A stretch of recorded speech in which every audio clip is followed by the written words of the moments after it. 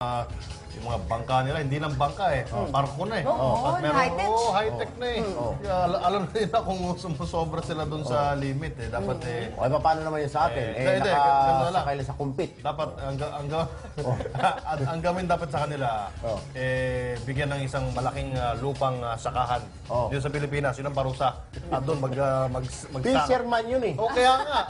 Kasi isda kinukuha ito para kompleto, para maging Paano naman partner. mabubuhat yun? Di ba? Papatayin mo eh. Kasi maraming mga magsasaka sa atin nagpupunta ng Metro Manila para dito na maghanap buhay, kulang na mga magsasaka. Ang sinasabi po ni Martin ay wala pong kinalaman dito ang sa Pulsa 5 sa kanya mga tanging sa kanya lamang po yan. Diba? Para naman maturuan nila yung mga kababayan natin paano magtanim na maayos na palay. Diba? Kasi masarap ang Vietnam rice. Pero tingnan mo nakakalungkot, Cherry, no? Back in the 70s, tayo yung masagana na tayo nagturo sa mga yan sa Malaysia, Indonesia, Bangkok, Vietnam. Tapos ngayon, nagpapaturo na tayo sa kanila.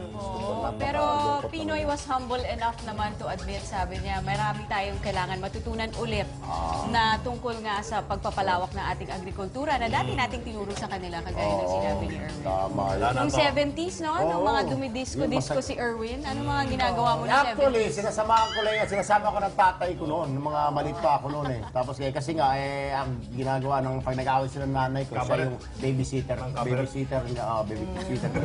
Anak, diyan ka lang muna, bibigyan ako ng gatas, o sa kotse lang ako. Sa alala ko mga 74 yun eh, nasa 2 years old ako noon. Ayun, 2 years old. Sige. 1974. Pwede. O, tingin ka na tingin, Mike, parang ayaw mo nga. Ano? Gusto ka humirit. Napansin ko usong. Yun, no?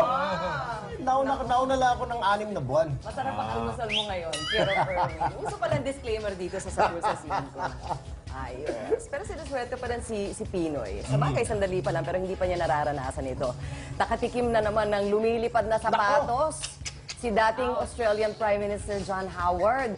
Sinapatos ng irritableng Australian activist na si Peter Gray, si Howard, sa gitna ng isang current affairs program sa Australia.